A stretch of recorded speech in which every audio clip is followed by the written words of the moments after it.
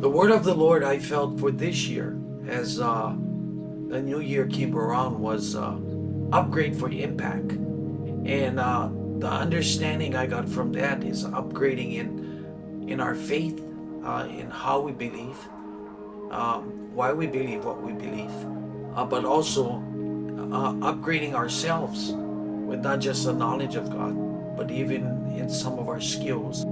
That's going to help us be more efficient.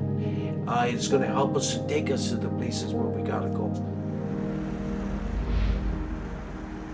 We have 16 or 14 or 16 different nations represented now in the team that we have. And the one thing I love about it is these are nations where the gospel was sent to. You know, people from America. And now God's bringing the nations to America. I've been trying for so many years to get to the United States because that is where my team is based. That is where Island Breeze is based in KC. I kept on applying, rejected, kept on applying, rejected, but I still told God that, hey, I know what you said to me when I first met Island Breeze in 2015. I know you said to me that I'm going to be part of this. I'm supposed to be part of this team. I went for a visa, and when I got into the embassy, just one question: what are you going to do in the States? I told them, and the guy said to me, you've got your visa. Come next week, come collect your visa. And that showed me that God, behind the scenes, he was doing his part as well. You know, I once saw a quote at a friend's home over his fireplace, and it read something like this: sometimes the gospel is better preached without words. And so we got to demonstrate the gospel through our actions. We went to a church in Washington, and so this is the first time that our team was ever invited to this church. And so right before we left, the pastor wanted to meet with our team.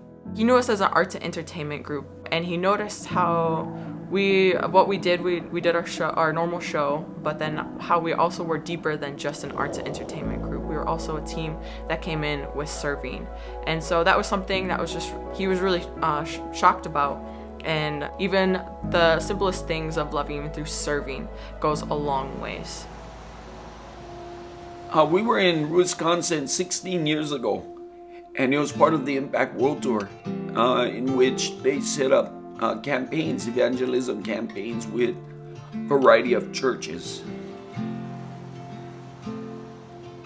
Being back to Wisconsin this time, you know, we have a girl who's from there, and so, you know, she said, is it any possibility we could go to my home state? I said, yeah, of course.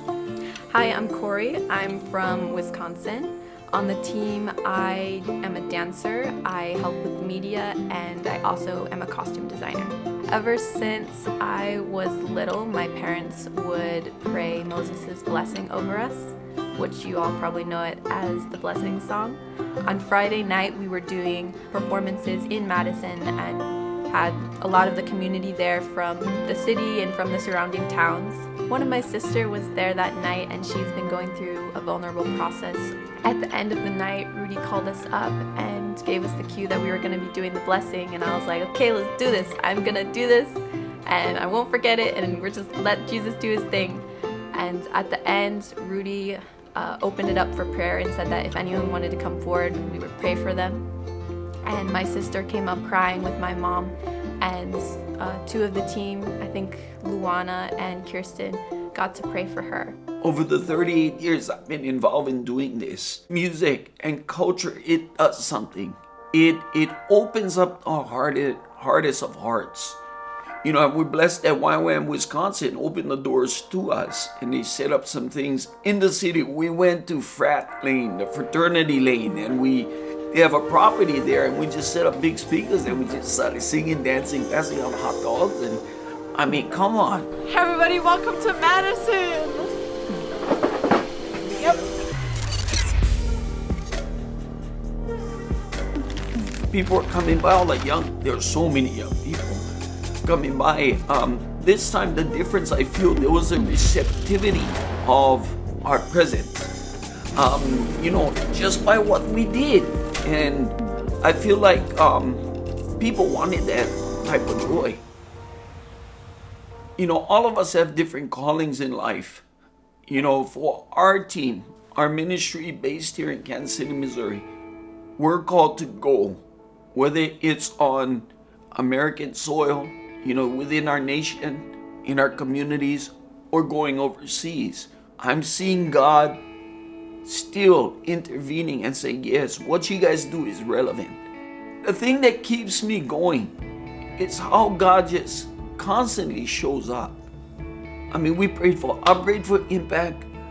God did that. We prayed upgrade in personnel or people. God is doing that, and we still got, and they're still coming. Even to the churches that we participated this time, there's an open door. The doors have swung open to the point where 2 churches are saying, when you come back next year, we want you to be a part of this, and we know we can get others on board, and things like that. And I just see it as it's a God thing, because we can't be lone rangers in the body of Christ. We need to use others and other strengths, because we're stronger together, we're better together.